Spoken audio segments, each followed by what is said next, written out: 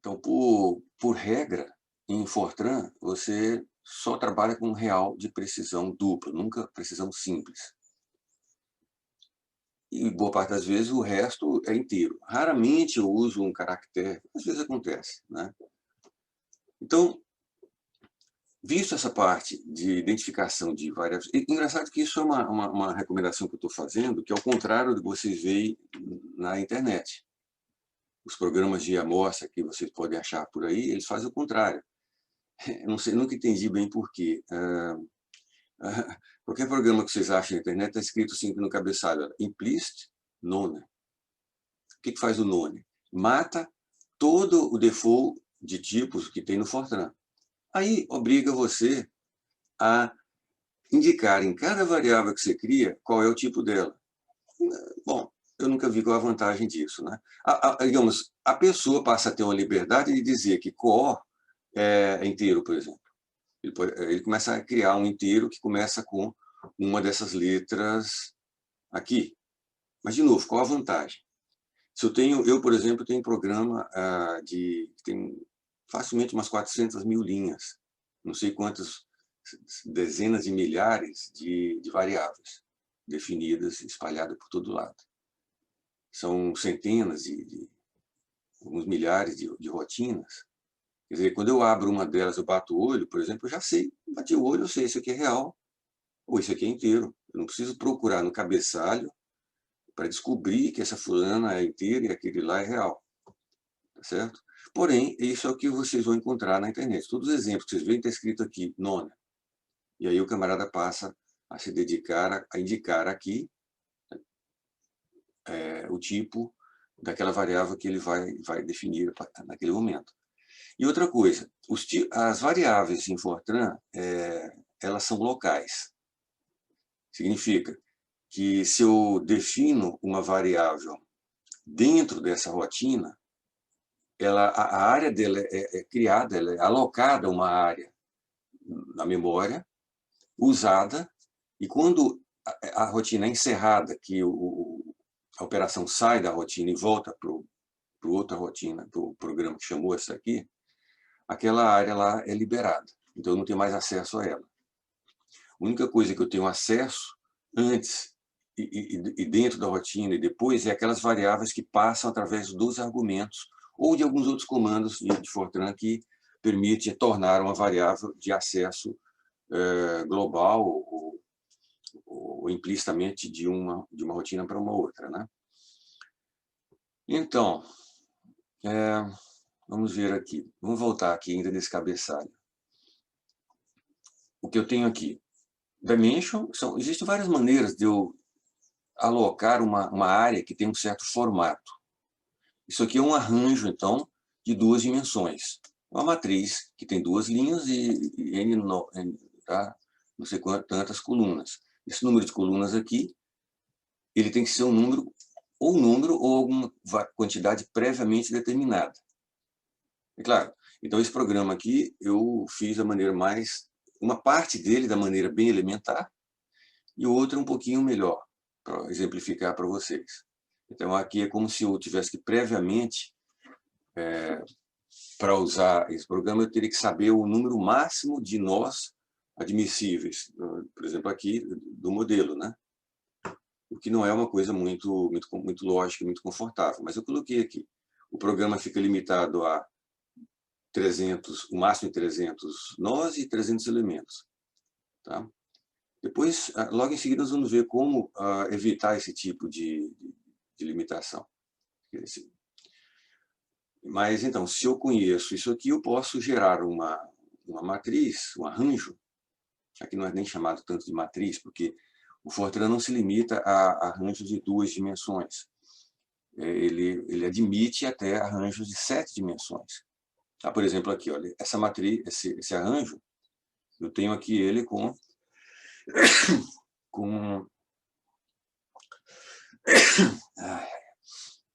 eu tenho ele aqui com 4 dimensões, né?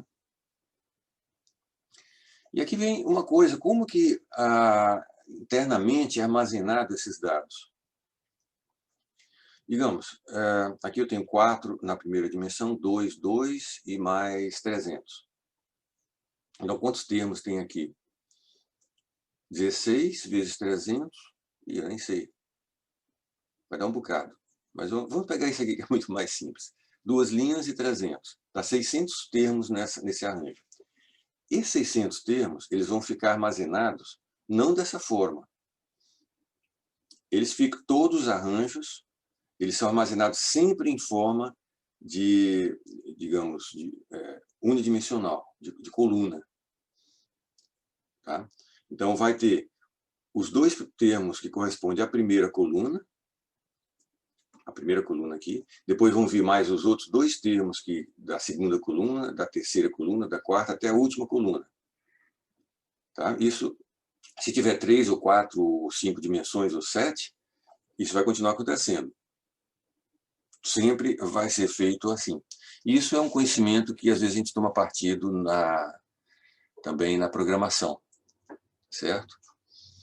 Então, essa forma aqui é apenas para facilitar o programador. Se eu quisesse, eu já tive, antes fazia programa em que a gente muitas vezes tinha que não usar esse particionamento aqui e trabalhar de forma direta em cima do vetor completo. Tá? Agora, bom, então, só para a gente passar por essa parte aqui do programa em si, eu tenho essas 7 áreas aqui de armazenamento. Essas 6 aqui são de dados. Então, nessa área eu vou colocar os dados que vão ser lidos das coordenadas nodais. Isso aqui vão ser lidos os dados de conectividade de cada elemento. Basicamente, serão até 9 nós por elemento. Dados de carga concentrada nodal. Então, são 3 dados para cada nó. Dados de condição de contorno e deslocamento. Dados de carga distribuída sobre cada elemento. Dados de forças aplicadas em contorno sobre os elementos. E aqui alguns dados de controle. Outra forma de eu alocar, que é uma forma mais interessante, de eu alocar áreas, arranjos, é aquele que se chama alocação dinâmica. Então, eu uso esse comando aqui, que de fato eu indiquei aqui, fiz uma exceção na minha regra. Aí eu falei que tudo que fosse começado com I, J, K, L, M, N ia ser inteiro. Mais uma exceção ou outra, eu terminei me permitindo. Então, por exemplo, K-glob é também para facilitar um pouco a mnemônica com as variáveis dos textos que a gente está acostumado. A gente sempre trabalha com rigidez como K, por tradição dos livros dos Estados Unidos, que também não sei por que eles fizeram isso, né? Até porque tem aquele K da mola, que isso vem de um século atrás, ninguém sabe quem começou isso. Então tem o K para ser a matriz de rigidez, e aqui eu coloquei um pouco de mnemônico, o glob. O glob é o vetor de deslocamento que vai surgir depois, né? Outra área de armazenamento para matriz de rigidez e para F, uma matriz para armazenar, uma área para armazenar a matriz de rigidez do elemento, deslocamento do elemento, extensões. Tá? Então, aqui eu resolvi fazer a alocação dinâmica, de tal maneira que isso é feito em 2 etapas. Nesse comando aqui, eu indico que essa variável é alocável. Ela vai ser definida por alocação dinâmica. E aqui eu indico apenas quantas dimensões ela tem. Uma aqui, 2 aqui ou 3 aqui. Mas eu não sou obrigado nessa etapa, que nós estamos no cabeçalho ainda, eu não preciso indicar qual é o valor de cada dimensão. Então, depois que eu termino o cabeçalho, quando eu for no processamento, então, no caso aqui, eu vou para a rotina de leitura de dados. Então, na leitura de dados, é que eu vou ler, eu vou descobrir quantos nós existem e quantos elementos existem, por exemplo. E outros dados. Então, com essas informações é que eu vou, por exemplo, descobrir, digamos aqui, o programa é muito simples, só tem um tipo de elemento, tá? Que é elasticidade plana. Então, só são 2 graus de liberdade por nó, o IV. Então, eu crio uma variável aqui para ficar mais fácil de rastrear as coisas. Número de grau de liberdade por nó é 2. Número de grau de liberdade por elementos, então, é esse número por nó vezes o número de nós. Esse número de nós é uma das coisas que foram descobertas ali na leitura de dados. E aí eu vou descobrir qual é o número de grau de liberdade do modelo, o número total. Bom, esse fulano aqui é o que vai me dizer qual é o tamanho da matriz global, qual é o tamanho do vetor global, e aí sim eu faço a complementação daquela alocação dinâmica lá.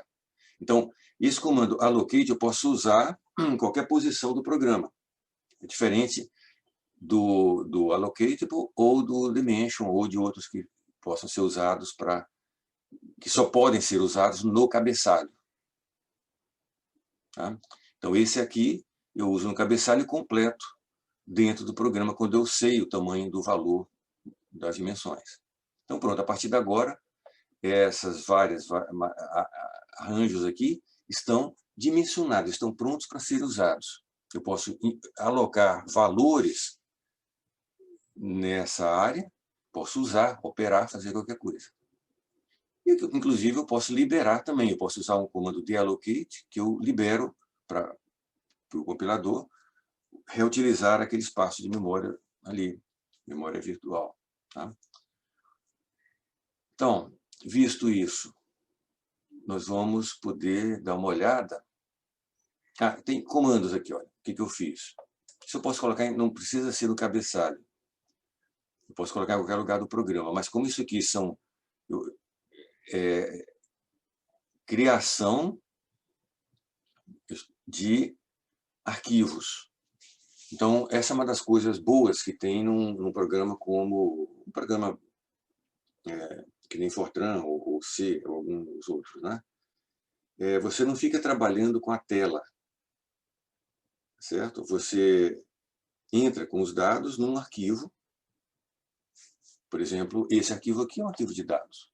É claro que isso não é o que existe hoje num programa comercial, né? Quer dizer, isso aqui serve para um programa bastante simples, para trabalhar com modelos bem pequenos, que você consegue digitar aqui uma tabela de coordenadas, uma tabela de conectividade, etc.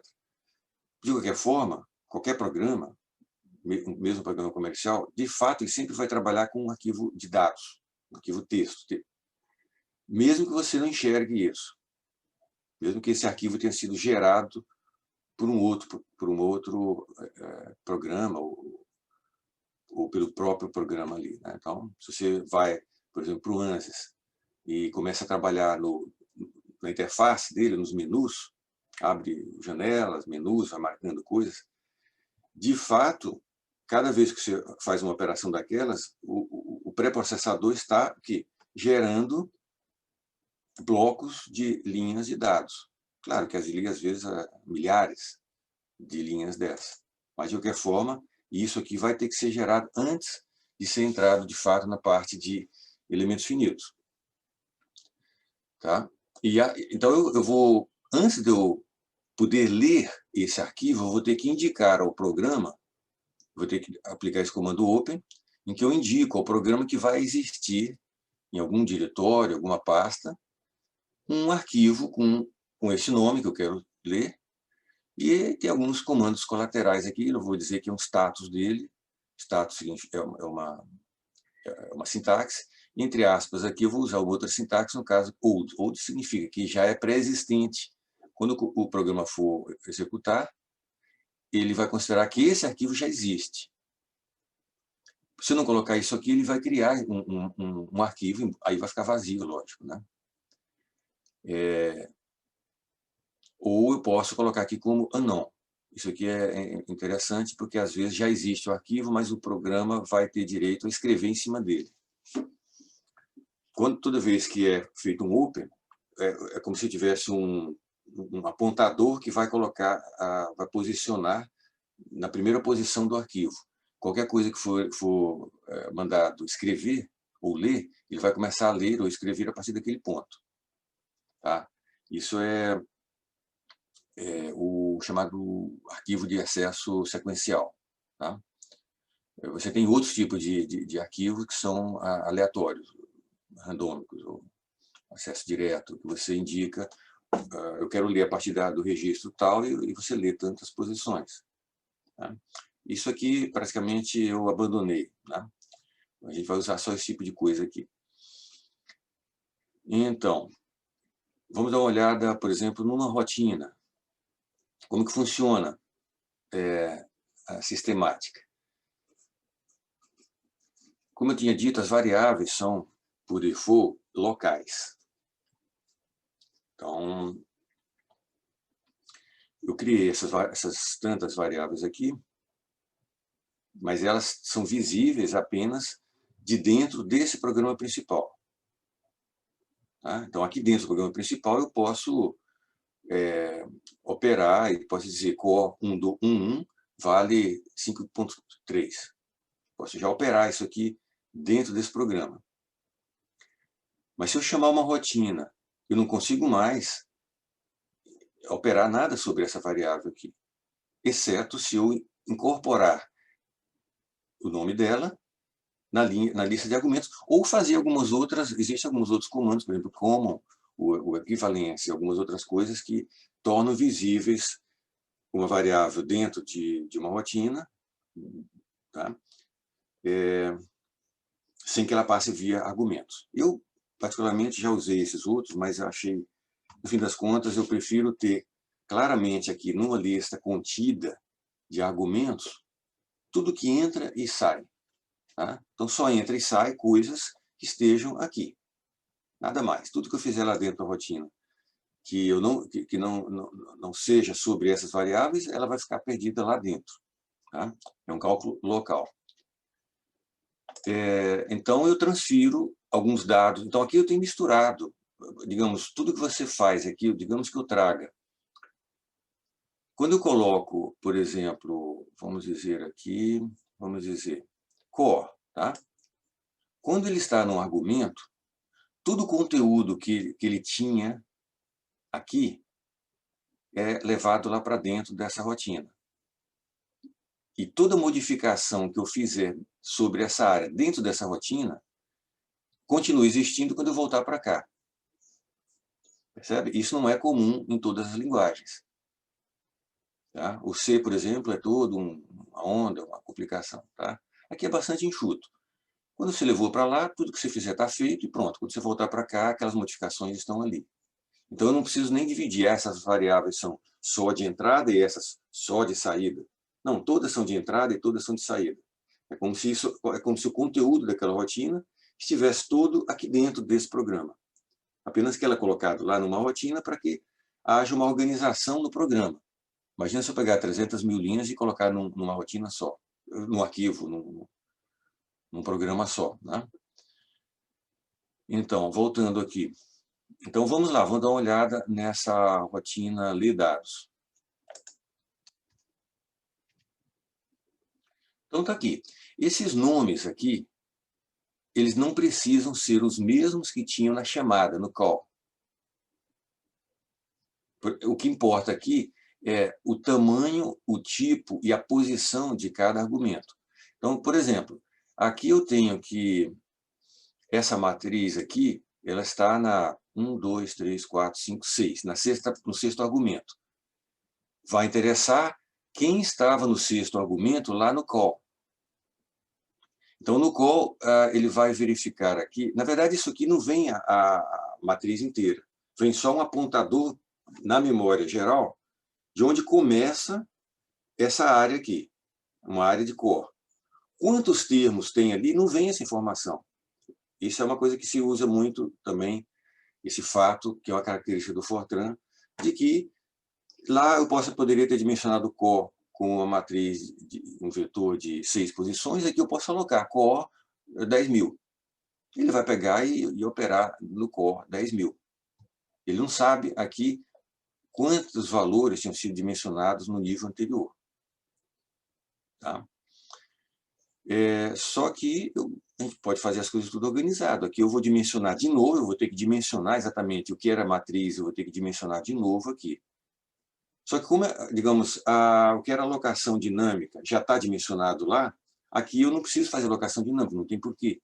Já existe essa área alocada. Então eu simplesmente faço dimension, E aqui, pelos argumentos que eu trouxe, as informações que eu trouxe, eu já trouxe a informação de quem é o valor de Nnomax. Isso veio aqui, tá? Então, essa rotina sabe quem é Nnomax, porque anteriormente já foi descoberto isso, ou definido. Então, eu dimensiono todo mundo aqui, tá? Então, por exemplo, se lá, isso aqui era inteiro, inteiro, inteiro, né? 5 inteiros. Digamos que eu faça um engano e coloque que eu chegasse aqui e colocasse colocasse isso como se fosse um real. Acontece que um real, precisão dupla, tem 8 bytes e o inteiro tem só 4. Então, a sequência aqui não ia dar certo, porque o programa ele vai colocaria aqui 8 bytes aqui, aí no nono ele começaria a colocar o NNOS, então já ficaria desalinhado. Porque lá no programa anterior, o NNOS começa no 5º byte. E aqui, se você falar que aqui dentro dessa rotina, essa variável é precisão dupla, aí ele vai pegar e começar a procurar o valor dessa a partir do último desse aqui, que seria o nono. Então, geraria um desalinhamento. Normalmente, você não tem que se preocupar com isso. Desde que você obedeça às características do que estava antes, na rotina de chamada, e aqui, isso aqui tudo vai ficar encadeado para você, vai ficar transparente. Tá? É claro que na hora de programar, às vezes a gente faz um erro. A gente pega e na hora de transcrever, esquece de colocar essa fulana aqui. Aí até o número de argumentos fica diferente. Aí ele dá um erro de compilação. Você tem que descobrir, olha, tá diferente o número de argumentos, então as coisas estão desalinhadas. Tá? Mas, voltando, o único common, geralmente poucos commons eu uso. O que significa isso? Cada common, ele transfere, sem ser por argumento, variáveis. Então, eu coloquei no programa principal um common in, out, e eu coloco aqui os números dos argumentos, dos arquivos de entrada e saída. Tá? Então, a partir daqui, eu não precisei trazer isso aqui dentro dos argumentos, porque isso aqui vai ter em todas as rotinas. Todas as rotinas vão necessitar dessas informações para mim entrar com arquivos de entrada e saída. Então, isso aqui é o cabeçalho dessa rotina. Aqui eu vou colocar muitos comentários, que eu imagino que vai ser útil para vocês. Eu vou dizer, NNOS é o argumento de saída, né? Porque até aqui ninguém sabia quanto valia NNOS. Isso é uma das coisas que vão ser lidas aqui agora. É o número de nós do modelo. Nelen é uma saída da rotina, número de elementos. E assim vai. Coisas que vão ser lidas. Nessa área core, a coordenada x, aqui deveria ser 2, a coordenada y. Tá? Então, aqui vai ter uma explicação do que é cada uma dessas matrizes de dados, onde vão ser armazenados os dados. Então, aqui dizer, por exemplo, a primeira linha, quer dizer, para a coluna nó, eu terei a coordenada x daquele nó, do nó. Na outra coluna, na segunda linha, aliás, eu terei a coordenada y daquele nó, número nó. E assim vai. Conectividade. Para a coluna né, eu terei o primeiro nó do elemento né, o primeiro nó global. Na segunda linha, o segundo nó, na terceira linha, etc., até 9, né? Eu poderia ter isso aqui.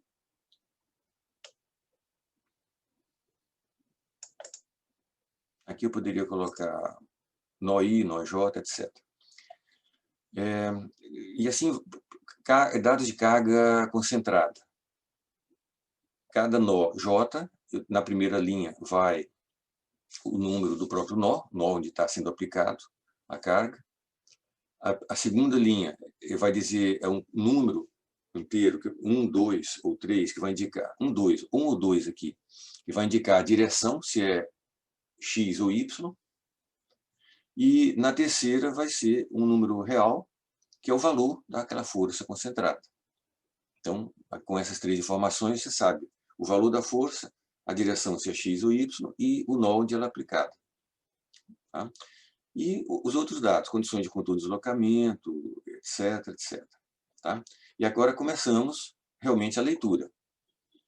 Então, comandos de leitura. Um deles, o mais usado, é o read, que tem vários, pode ter vários argumentos, mas o mínimo, pelo menos é o que eu uso, são esses dois. O primeiro, vou indicar o número do arquivo. Que número? Quando eu fiz o Open lá no programa principal, eu coloquei não só um nome para aquele arquivo,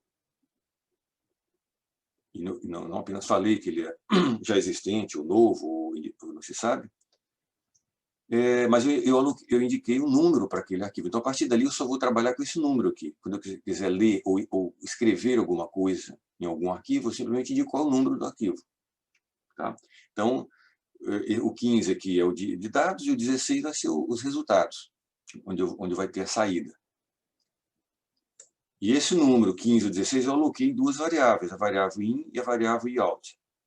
Dois inteiros, por isso começa com i aqui. Tá? E esse iout 0 é o 6, que é o monitor. Então, eu vou ter aqui, vou ler do arquivo 6, 3 inteiros. E, em seguida, sempre que a gente lê alguma coisa, é bom conferir. Então, você escreve imediatamente aquilo no arquivo de saída para você conseguir conferir, para ver se leu mesmo aquilo que você imaginava que fosse. Então, eu vou usar o write e out, que é o número, que é o arquivo 16 de saída.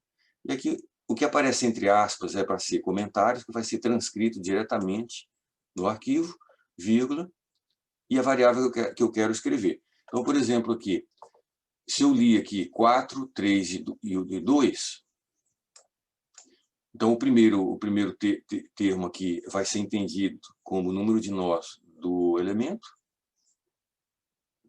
O segundo é número de pontos de integração em cada direção. Na direção I e na direção J. Tá? Integração de Gauss. Isso vai sair aqui. Vai sair, digamos, essas três comandos aqui, de escrever esses dados lidos, estão aqui. Então, todo esse texto é transcrito para cá e vai ficar assim, mal e mal porcamente formatado. Depois eu gerei uma linha aqui só para facilitar a nossa leitura do relatório. Esse write sem argumento, eu simplesmente cria uma nova linha. Essa é uma coisa. A cada vez que você emite um comando write, ele começa numa nova linha. Tá? A menos que você coloque um comando que faça com que ele continue na mesma linha usada anteriormente. Tá? O que mais? Eu vou ler agora o comentário, né? Leitura de dados coordenadas nodais, até encontrar um nó negativo. Então, eu vou ter uma estrutura assim, nos dados, bastante simples, com 3 colunas. Aqui o número do elemento, aliás, o número do nó, coordenada x e coordenada y, separada simplesmente por espaço. Eu vou ler linha por linha até que apareça na primeira termo aqui um valor negativo. Isso foi um código que eu fiz. Tem N maneiras de você fazer isso, muitas maneiras até mais bonitas do que isso. Isso aqui eu fiz porque, para mim, é o que parecia mais simples naquele momento. Você pode colocar caracteres, labels, uma frase, uma palavra, pare aqui, fim, ou então simplesmente contar quantas coisas você já leu, etc. Isso aqui é bom de usar quando você não sabe a priori quantas linhas você vai ter que ler. Do jeito que eu li 12, eu poderia ter lido 1.200. Ele iria lendo aqui. Tá? Então, tem esse bloco aqui. Esse aqui é alguns comandos tradicionais de qualquer dessas linguagens. O do, ele é um dos comandos de laço, de repetição. Você tem um bloco em que ele fica, ele executa aquelas comandos, depois ele volta para lá, incrementa alguma variável, lê de novo o bloco e vai fazendo isso aqui um certo número de vezes. Do, então ele faz o do while, isso aqui for menor ou igual a 0, e lê alguma coisa, escreve aquela coisa que ele leu, testa o valor daquele i, que ele acabou de ler, i seria esse primeiro argumento aqui, verifica se o i é positivo, aí ele incorpora aqueles duas variáveis x e y na matriz, coordenadas, e incrementa o número de nós lidos. Então, if é um outro comando, né? Universal. Então, então, tem algumas variações de if, né? Mas esse aqui é um dos mais assim, elementares. If aí tem uma operação booleana aqui, um teste, né? E GT, greater than, essas coisas, tem uma tabela disso. Se i maior que 0, então esse if aqui ele começa aqui e termina nesse end if aqui. Então é um truquezinho de indentação que serve para programas curtos. Tá? Caso contrário, ele pula isso aqui e vem para cá e termina o do while. E aí acabou o bloco de leitura disso aqui. E assim vai. Eu vou agora ler a conectividade do elemento, vou usar uma coisa similar. E aí vai continuando. Quando eu terminar, eu terei tudo lido. Aqui ainda fiz um relatóriozinho que vai aparecer na saída final aqui. Onde é que está isso? Sumário dos dados. Onde?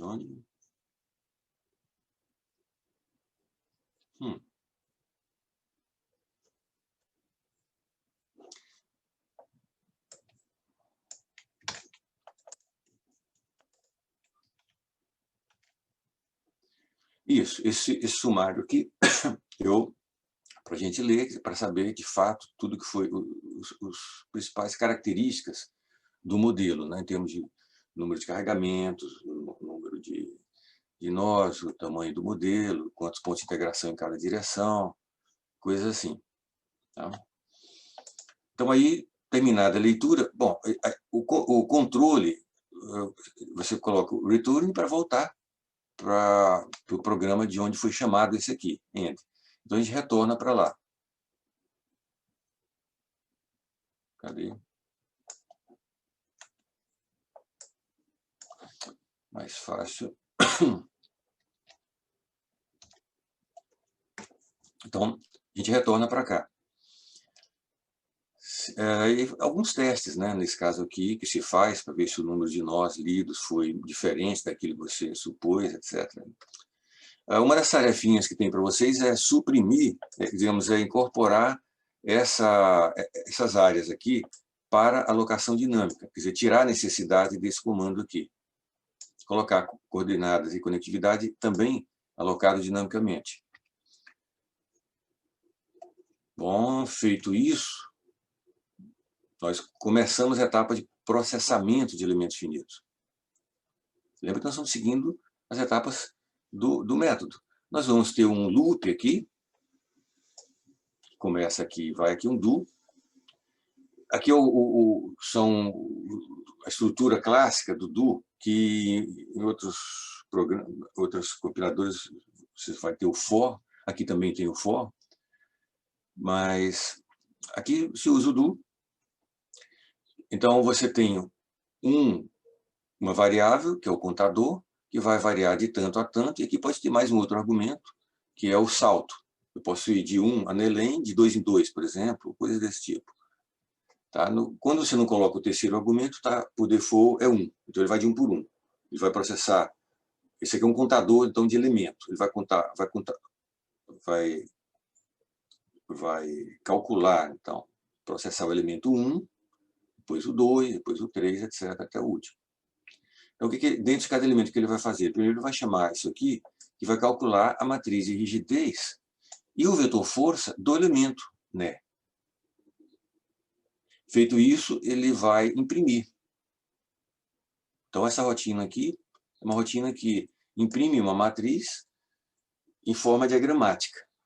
Por exemplo, vou mostrar aqui.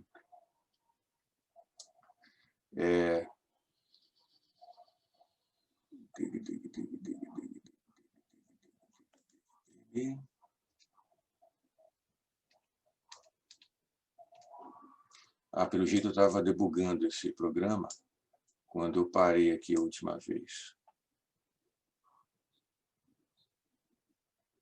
Não tenho aqui. Aqui, ó, por exemplo, rigidez global, tá?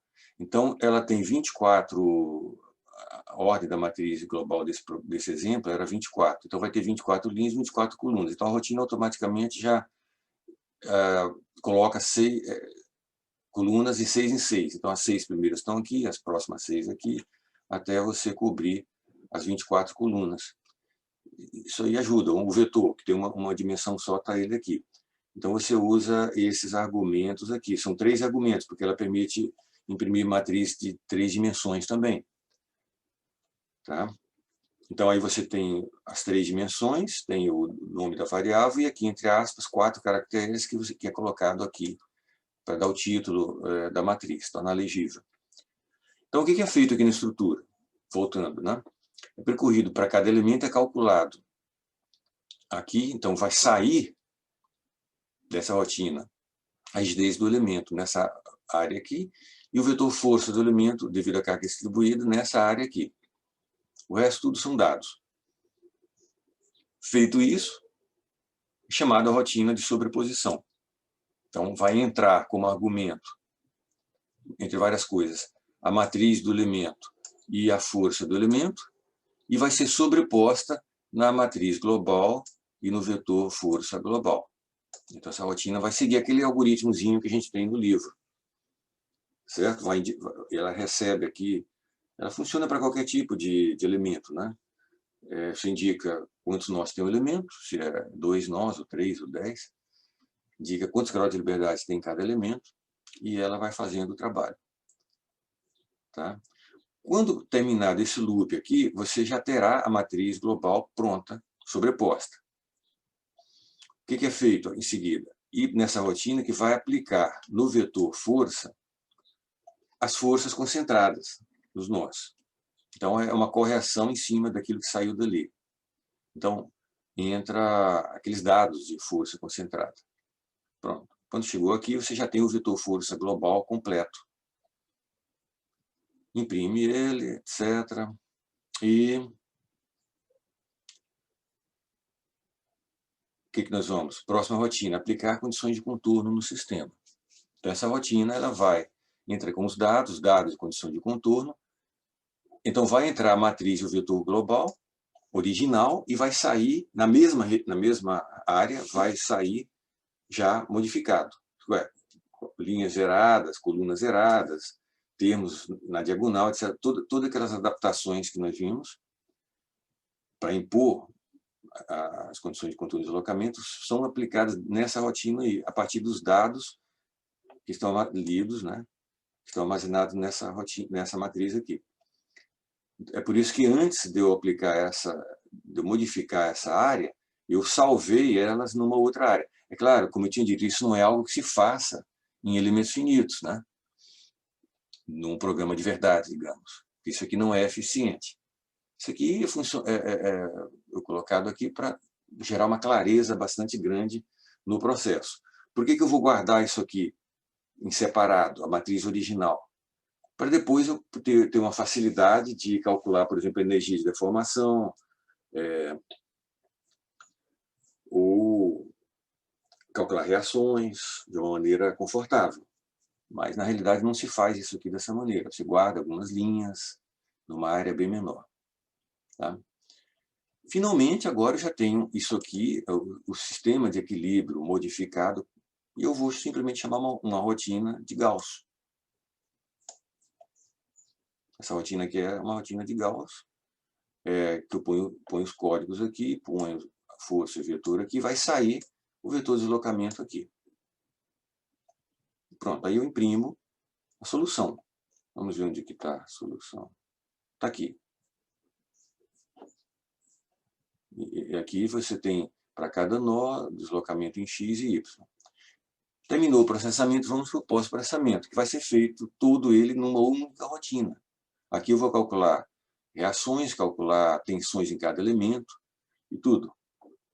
Então, por exemplo, para o elemento 1, eu terei esses argumentos aqui é o ponto de integração. Tá? Eu estou usando integração de Gauss, então, em cada direção. Então, eu tenho aqui o ponto 1, 1, o ponto 1, 2, o ponto 2, 1, o ponto 2, 2, dentro do elemento quadrilátero. Então, aqui eu estou indicando a coordenada x e y daquela ponto de integração, o peso usado e os valores do tensor-tensão de estado plano naquele ponto. E aqui alguma coisa aconteceu, etc. Not a number, né? Isso aqui quando vai tentar dividir por zero, alguma coisa assim. Tá? E assim para cada um dos elementos. Vetor de reações e, nesse caso aqui, acabou. Só isso. Tá? Então, tá. Alguma dúvida que vocês queiram, geral, assim, desse panorama? Eu acredito que isso aqui deu o panorama, porque a partir daqui é uma questão, por exemplo, alguém que teve uma tarefa de modificar isso, alguma coisa, achar o número de condição dessa matriz, incorporar isso. Você vai ter que procurar sempre onde que os seus dados estão, qual é a matriz, onde que eles estão. E quem gerou aquilo, onde que está. Aí, ou você vai trabalhar dentro já de uma certa rotina, ou criar uma outra, em alguma posição aqui. Certo? Alguma dúvida? Isso aqui é um manualzinho, um resumo bastante enxuto de comandos Fortran que se usa para teste, de algoritmo. É o que eu uso no dia a dia. Né? É o que vocês vão usar. São pessoas que não são especializados em programação, na realidade. A programação para nós é uma ferramenta. Nós não temos uma equipe de programadores profissionais para gerar códigos comerciais, etc., que vão ser de múltiplos programadores no mesmo ambiente, etc. E tal. Então, o que a gente pode realmente se dar o luxo de usar as situações mais enxutas.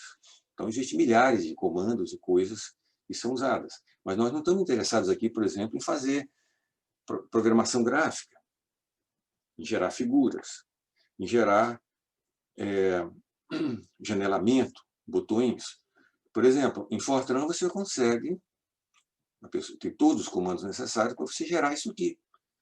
Por exemplo, um janelamento. Isso aqui, ó, barras de menus, você gera isso aqui em Fortran como num aplicativo qualquer, certo? No entanto, não é esse nosso objetivo. Nosso objetivo é pesquisa em engenharia.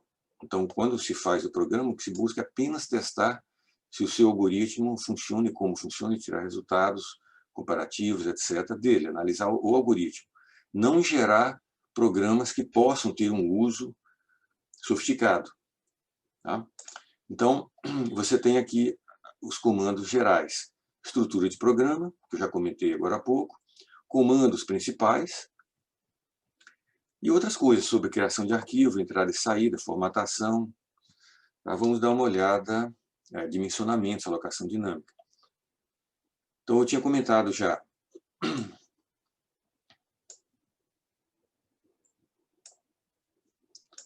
Eu tinha comentado, então, sobre os tipos principais de variáveis de Fortran, que são inteiros de 1, 2 e 4 bytes. A gente usa, por regra, em Fortran, em elementos finitos, inteiros de 4 bytes. Por quê? Porque os inteiros, boa parte das vezes, eles são contadores. Contadores de número de nós, contadores disso, daquilo. Então, o inteiro de 2 bytes ele é muito pequeno. O máximo que ele chega é em 32.700. Tá?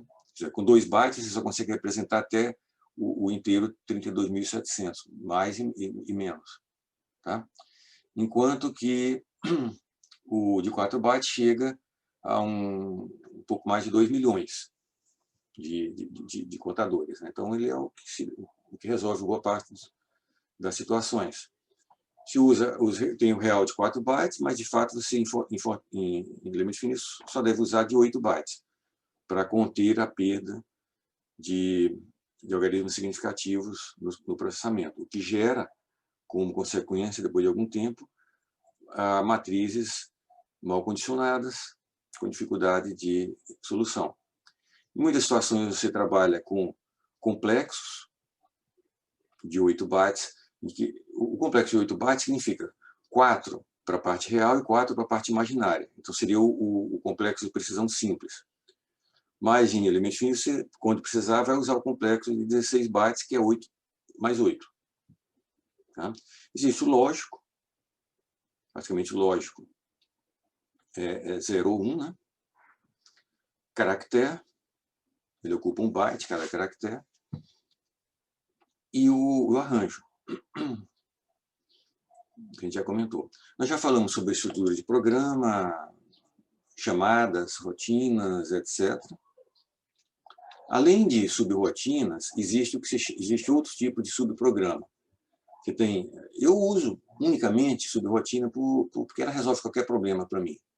Mas se a pessoa quer ser mais específico, ele pode usar o function. Function, ele vem um único resultado. Eu não vi muito... Quando você usa, por exemplo, cosseno, cos, aquilo lá é uma function, vem um único número como resultado. Mas no dia a dia, pelo menos, eu prefiro uma rotina, porque se vier 1, vem 1, se vier 10 resultados, vem 10, então vem tudo que eu preciso, não preciso me preocupar com o assunto. Tá? Mas existe isso. Existe outro tipo de subprograma, que é o chamado comando declaração. É uma linha de programa só que fica antes do primeiro comando executável de um outro programa, o que é muito interessante, muitas vezes. Linha de comentário, a gente já viu, etc. Função declaração, aqui eu tenho uma explicação do que é o function, né? A estrutura do function é essa aqui. Eu tenho o tipo dele, tenho essa palavra-chave function, tenho o nome da variável, que é o nome da function, e os argumentos de entrada dessa function, aqui eu opero, e quando eu retornar, o valor da function será essa variável aqui, que pode ser um escalar ou... Né? Então, continuando, função declaração. Eu tenho uma subrotina, ou um programa principal aqui, tenho um cabeçalho, eu tenho o bloco aqui de comandos e o final aqui, o return end. Então, o que acontece? Eu posso criar isso aqui como se fosse uma nova rotina, uma nova função, em que ela é toda inteiramente contida nessa linha.